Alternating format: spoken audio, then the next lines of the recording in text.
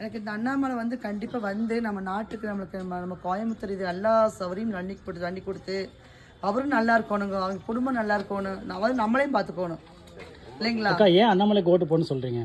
ஏன் தெரியுங்கன்னா அந்த தம்பி இந்த வயசில் வந்து ஊழல் பூராமல் எடுத்து சொல்கிறாருங்க. அதாவது எதுவுமே தெரியாமல் இருந்து எங்களுக்கு வந்து பூரா தெரிய வச்சார் என்னங்களா. அவர் வந்து மேலெடுத்து வந்து பூராமையே வந்து எல்லா சலுகையும் பண்ணியும் கூட இது வந்து அவரோட பேரே வராத அளவுக்கு இவங்க வந்து இவங்களே வந்து பேர் வாங்கிட்டு இருக்கிறாங்க இல்லையா, அது பூரா தெரிவிக்கிறாரு இல்லையா.